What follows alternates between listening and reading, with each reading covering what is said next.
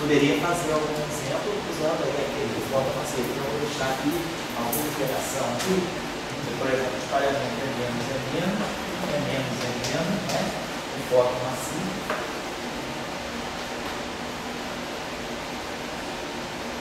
Chamei com tchau do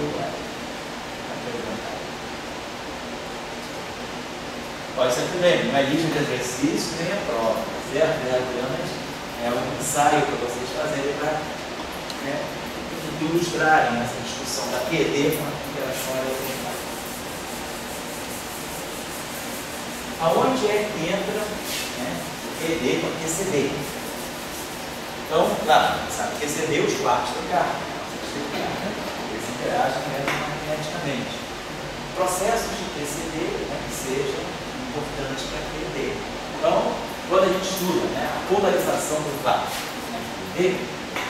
normalmente esse gráfico aqui é um gráfico celebrado, um gráfico de polarização do vácuo, a gente tira tanta coisa na QED desse gráfico aqui, a gente chega aqui a chamado potencial de Wooling,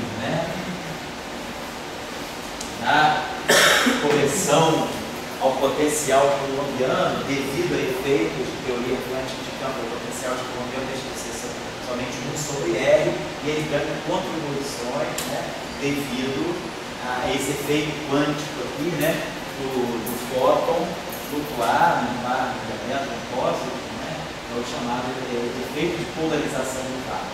O efeito de polarização do vácuo também é muito importante porque dá aquele famoso Lamb shift, é um efeito típico de teoria quântica de campos, no espectro do átomo de hidrogênio, dá aquela separação entre o nível 2, 2s, 2s2, 2p2, e o Lamb shift, um cálculo de precisão importante na QED.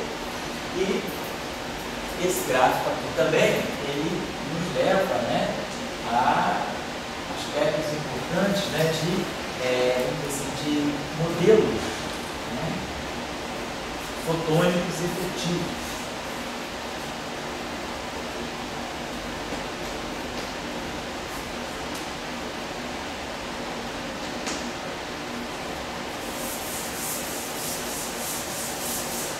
Então esse efeito aí pode dar para a gente também resultados importantes para a gente estudar o eletrodinâmica efetiva de fora. Então esse gráfico de polarização do vácuo é muito importante. Agora, ele também se torna muito importante quando a gente está calculando grandezas como propriedades eletromagnéticas, quer dizer, o G-2 sobre 2, tanto do elétron quanto do Hubble, eles são sensíveis, O elétron não está, do Hubble. O elétron, o G-2 sobre 2 do elétron, ele é sensível ao setor de quartos.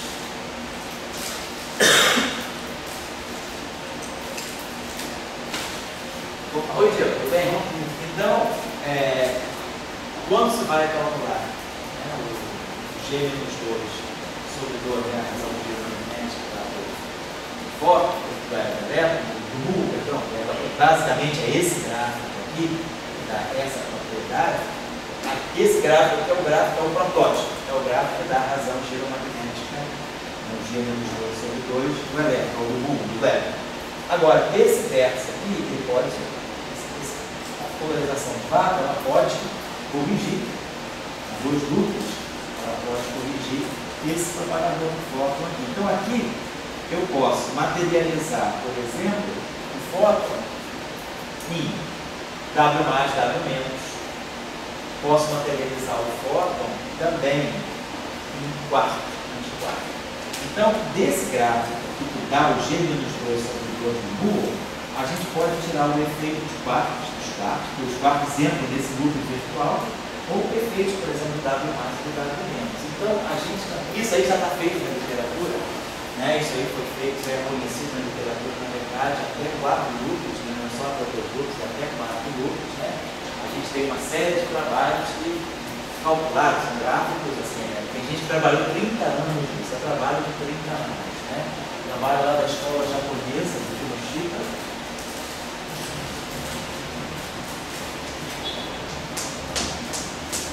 Na verdade, esse trabalho de calcular correções, né, de ordens mais altas da razão geomagnética da Terra é um trabalho que começou em 1948. Quem lançou esse trabalho foi o Schwinn, em 48. Então, vamos imaginar que está se passado praticamente 66 anos, né, que está se fazendo isso. E a gente tem resultados recentes de 2 anos atrás. Então, há 66 anos, a comunidade está calculando, houve um hiato, 66 até 1948, de 48 a 1965, não se caminhou muito. Até porque precisava de computadores, né, cálculo, os computadores foram evoluindo, esses cálculos foram se tornando mais práticos, foram se tornando mais factíveis. Hoje a gente tem resultados aí, 4 grupos, né? Então, são resultados que vêm sendo trabalhados. Esse grupo de Hiroshima já trabalha nisso há mais de 30, 33 anos, mais ou menos. O grupo de Rafael também, Eduardo de Rafael, na França. Renide, lá na Itália. Então, esses grupos aí interagem, né, mas que são grupos distintos, né? Esses grupos vêm trabalhando esses efeitos de ordens mais altas, né, que incluem, vamos calcular os efeitos da QED, vamos calcular os efeitos da QCD. E uma coisa que é interessante é que o espalhamento luz-luz, né, que ainda não foi medido experimentalmente, né, de forma direta, ele vem sendo medido indiretamente através também do medido do G-2 sobre o mundo. Então hoje a gente tem resultados bem interessantes sobre o espalhamento de forma a forma. É um espalhamento que ainda não foi feito experimentalmente. Então você tem um direto, espalhamento direto, forma a forma, não tem resultado experimental ainda. Tem resultados experimentais indiretos do espalhamento de forma a forma, dentro do LHC, já tem resultado, e em cálculos de momentos de conteúdos, depende de momentos de polo magnético. Então isso é uma coisa não, direto não. Eu procurei me atualizar nisso. Bom, pelo menos até novembro do ano passado eu não tinha. Eu tenho mais do Mas é forma direto de medidas indiretas. Bom, então, a QED, a QCD, ela manda mensagem. A gente sabe exatamente em que casa decimal do G-2 sobre 2, o Google está entrando o resultado da QCD, a contribuição da QCD. Então, os testes de precisão, o cálculo do G-2 sobre 2 do Google, ele precisa, por exemplo, eu preciso me estender até a QCD. Eu não posso ficar só na QED. Eu já tenho o resultado experimental suficiente que diz que eu tenho que fazer um cálculo teórico já incluindo efeitos de QCD também. Então, a QED, sobretudo essa grandeza, G-2 sobre 2, é uma grandeza que é a grandeza que estende mais a QED, obriga a QED a interagir mais fortemente com a interação eletromagnética do que com a QCD. Então, esses são resultados importantes. Esses resultados aqui, a gente não vai precisar calcular no curso, porque tem as aulas gravadas do curso de verão que houve agora, né, o Sam Friot, que foi justamente estudante do Ben Rafael, colaborador do Ben Rafael, ele passou 3 semanas aqui conosco e ele deu um curso dele de correções de ordens mais altas, o G-2 sobre 2, o curso dele está gravado nas atividades de verão desse ano, e ele deu lá umas aulas muito boas, bastante técnicas, né? E deu os resultados, as referências precisas para quem quiser estudar esses efeitos, né, em ordens mais altas. E aí ele mostrou, ele calculou até 3 loops, ele mostrou o cálculo, não todos os gráficos, ele exemplificou até 3 loops as contribuições do G-2 sobre 2. Então isso aí é a matéria que já tem gravada de professor global. Ele vai mandar as notas já. Ele preparou o curso aqui, mas sai na matéria, eu tenho tudo certinho, então ele voltou para casa, está preparado, ele vai mandar as notas já para a gente colocar aqui na rede.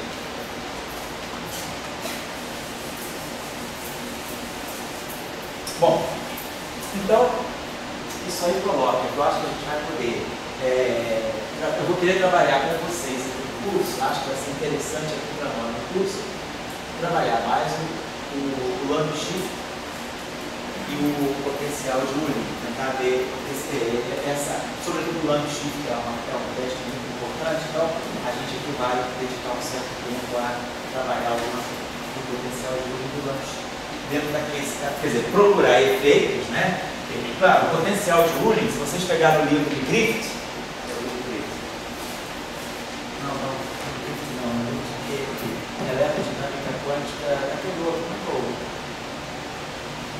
o alemão lá que tem uma Grein, quando eu confundo, é um Richter Grein. No livro de Eletrodinâmica Quântica do Grein,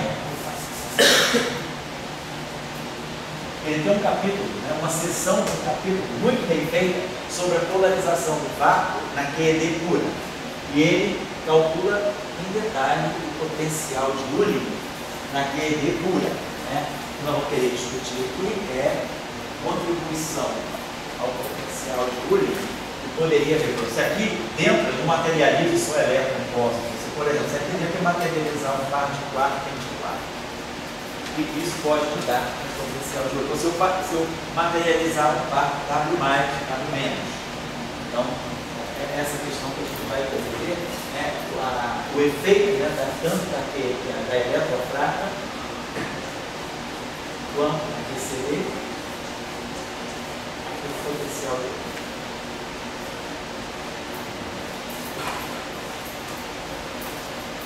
Bom, aí depois, para finalizar um pouco, né, lá para frente do curso, nós vamos poder trabalhar uma questão mais delicada, que é até que ponto, né, a gente pode formular, pode tirar resultados de uma QED para objetos de outro. Uma QED, vamos colocar assim, uma QED neutra.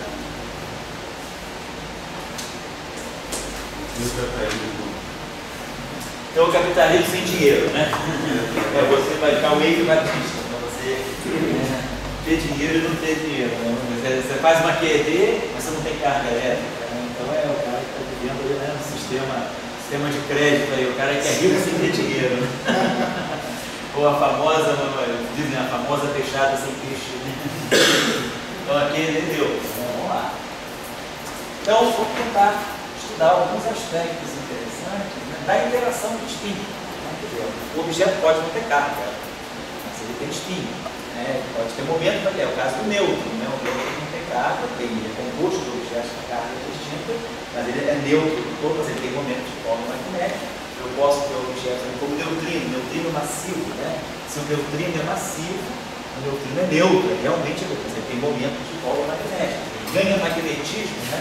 O magnetismo do neutrino, ele dá as custas da sua massa. A gente consegue ver que há uma proporcionalidade entre o momento de polo magnético do neutrino e a massa do neutrino.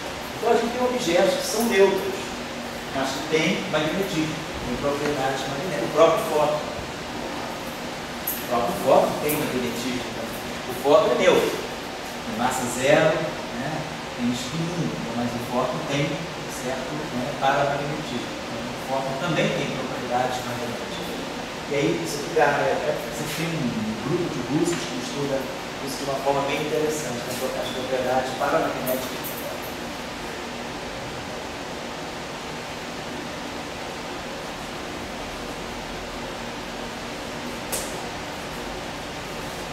Então, a questão é, eu estou dentro, quanto eu tenho que quanto o modelo padrão pode me falar sobre isso, ou quanto eu tenho que ir além do modelo padrão para discutir propriedades desse tipo, né? De uma QED neutra. Né?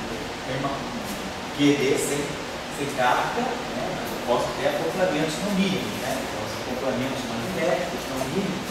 Então, a gente vai dar uma estudada nesses aspectos aqui, né? Acoplamentos no mínimo.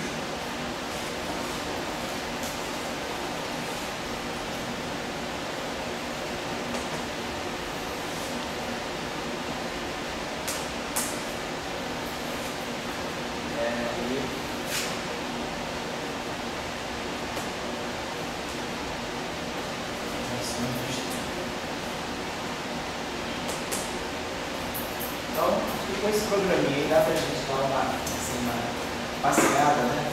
Fora da QED, falar de QED fora da QED, né? Olhar os tipos, as vizinhanças da QED dentro e fora do modelo padrão. Vamos dar uma intervalinha agora para a gente começar a falar aqui de alguns aspectos dos cruzeros de Lima. E aí o Luiz depois entra aqui para fazer uma apresentaçãozinha para nós. Certo? Vamos dar uma intervalinha. São agora 6h50.